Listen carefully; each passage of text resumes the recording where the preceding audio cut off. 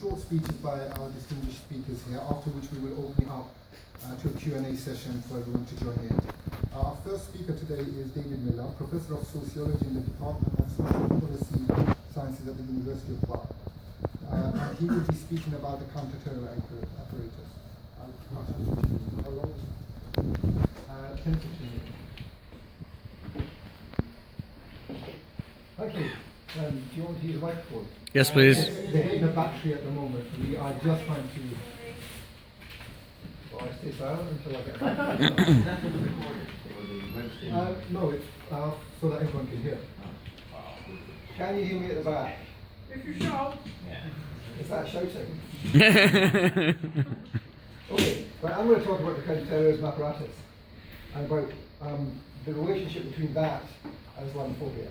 Well, we start by saying that the main reason we have Islamophobia is the counter-terrorism apparatus.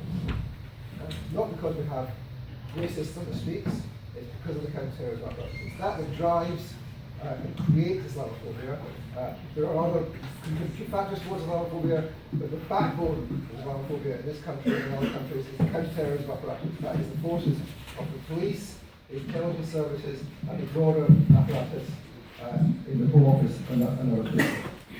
And that course apparatus has in the last year or so massively expanded, as I'm sure we all know, through the introduction of the prevent duty, which makes it the statutory duty of all public bodies to pay due regard to stop people being drawn to terrorism. And that means that not only are spooks in MI5 and prevent officers in the Department of Business Innovation and Skills, or whatever it's now called, or people in SM22, formerly known as the Special Branch, not only them, but also university administrators, lecturers like me, teachers in schools, doctors, nurses, podiatrists, opticians, nursery teachers, all sorts of people, social workers, are required to monitor their clientele to find out if there are signs of radicalisation. It means that the counter-terrorism apparatus has expanded right through the public sector.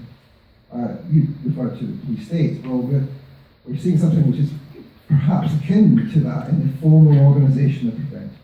And that means that there has been a significant increase in Islamophobia, just in terms, not in terms of necessarily what I would see as the follow-on attacks on the street, but in terms of the actual practical acts of Islamophobia throughout the country as a result. And the obvious way of measuring that is to look at the way in which referrals to Channel have increased in the last year alone.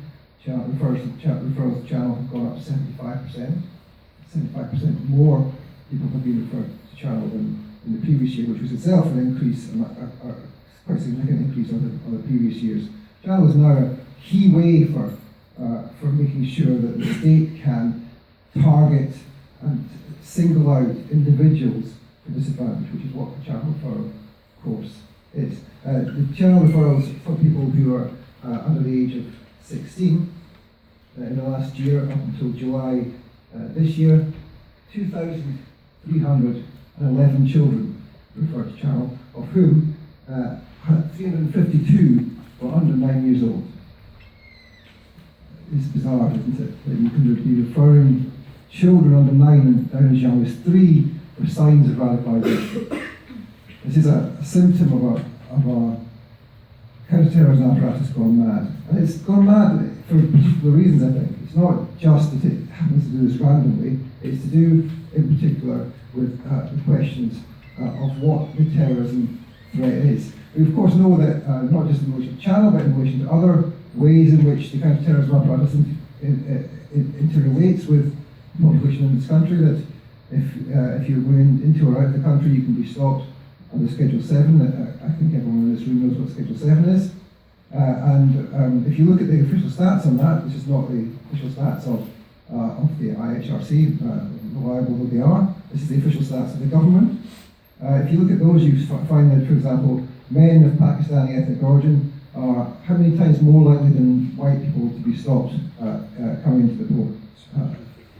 How much? 154. That's about right. How did you do that? 154 times more likely than a white person to be stopped. That's fundamentally structural Islamophobia. And it's that which helps to drive the climate on the streets. Yes, the Brexit vote plays a part in that, but it's about that state-sanctioned racism is what helps to drive the climate of Islamophobia, the wider climate of Islamophobia, and helps to, in a way, originate it. Now, I want to talk a little bit about what underlies this. Now, I know that there's been a range of reports done on Prevent recently, showing some of the malign effect it's had on public institutions and on racism more generally. But I want to talk a little bit about what is the point of Prevent. Prevent is supposed to be there to stop people being drawn into terrorism, because there is a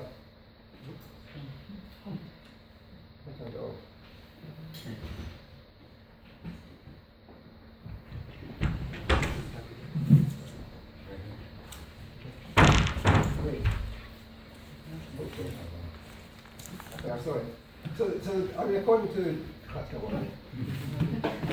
the Prime Minister, the former Prime Minister David Cameron, there is a generation-defining struggle against radical Islam.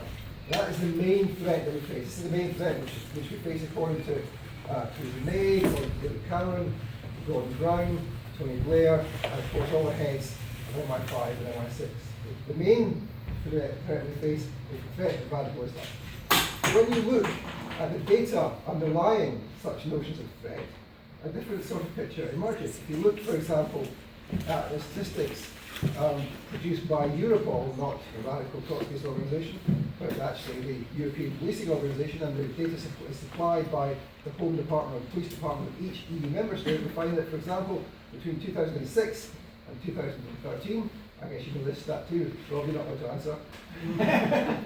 Between 2006 and 2013, what proportion of terrorist attacks in all the EU member states combined were made up by those conducted by what they call Islamist terrorists? Is this a higher or lower game? So what percentage did they get? Shout out. What proportion of all terrorist attacks in Europe between 2006 and 2013 were carried out by Islamists? 5%. 5%. Is it higher or lower? Lower. Higher. How low? 3%. Higher than that, lower than that? Come on, we all know it's less than 1%, right?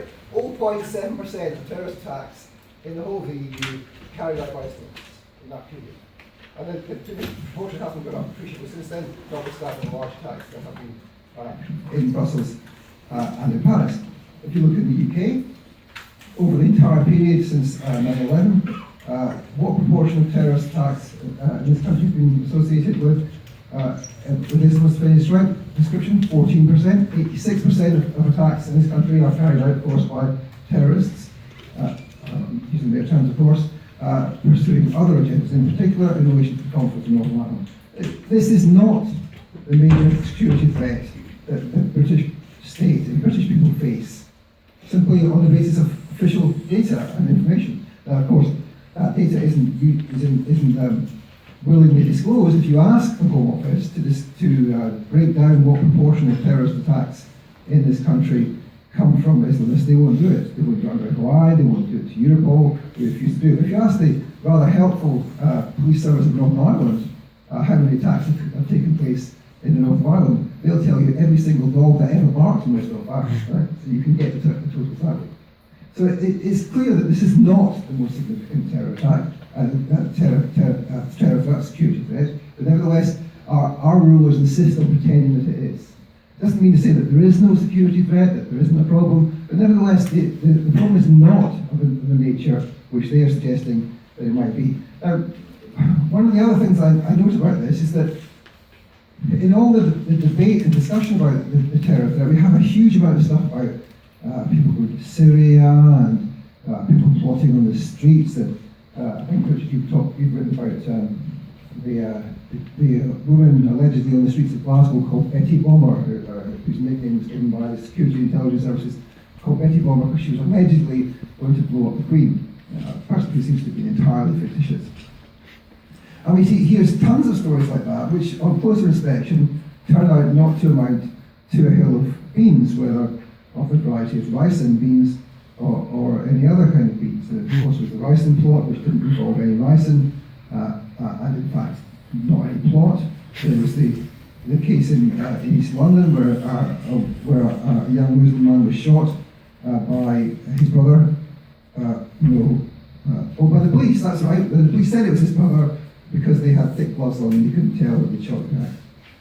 So there's a whole series of cases where the threat from terrorism has been much less than has been said by our rulers. And that's partly because our rulers use a subtle technique, which I don't know if you've heard of this in sociology, we call this lying.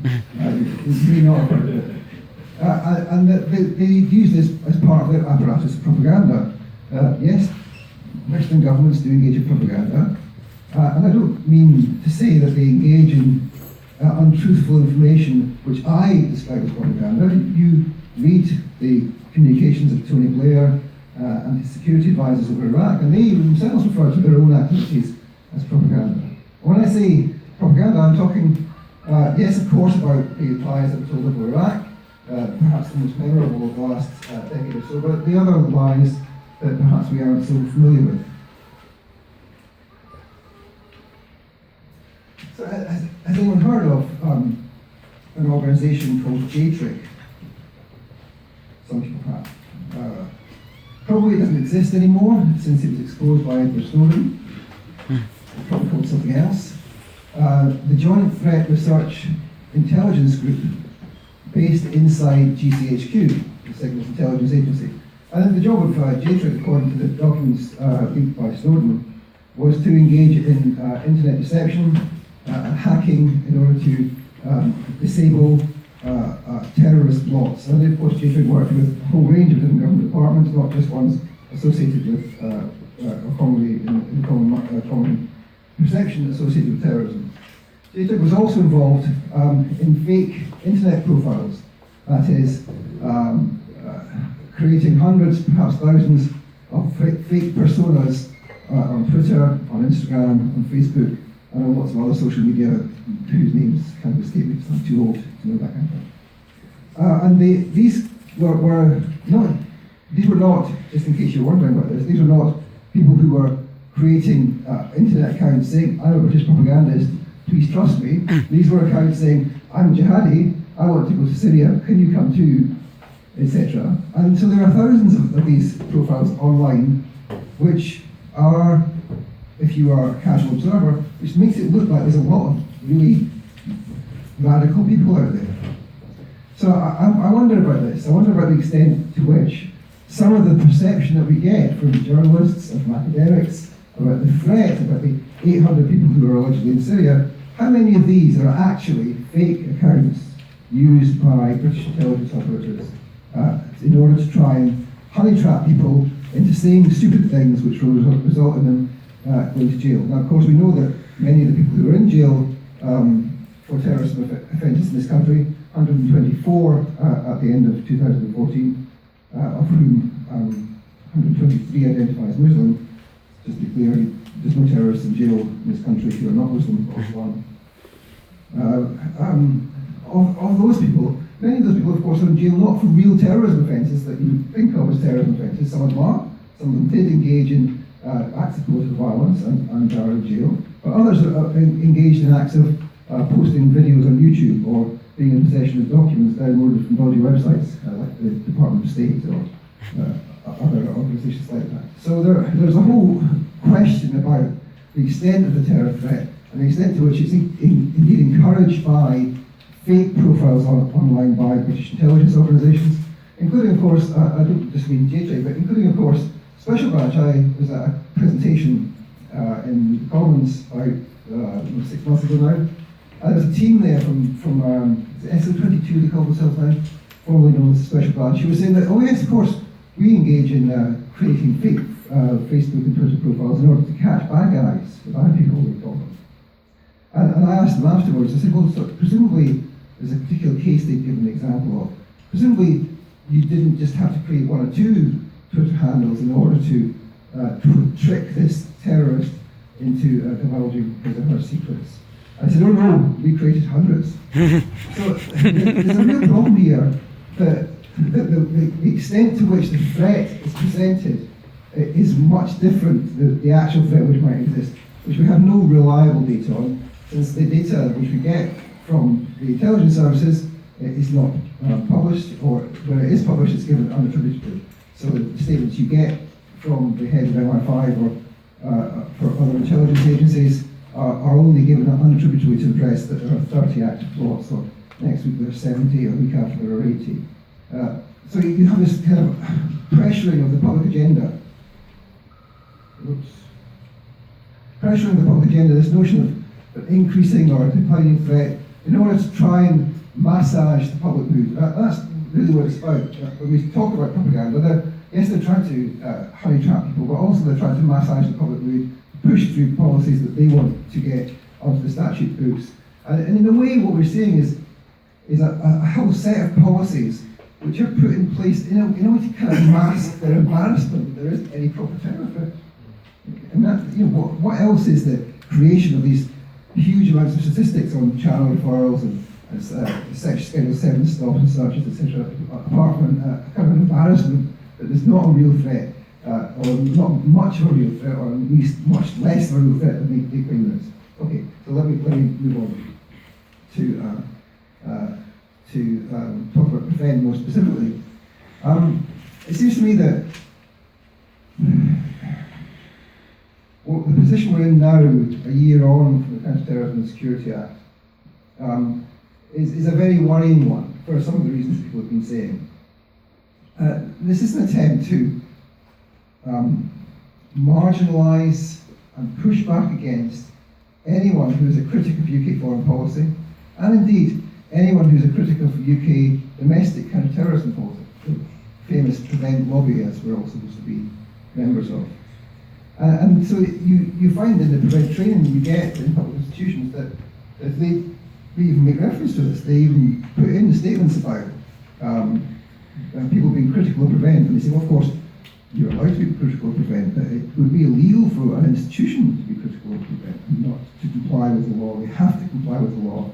And so what they're suggesting is that actually, although it's allowed to be critical of Prevent, it's a bit dodgy to be critical of Prevent. So what we're seeing is a kind of war on dissent.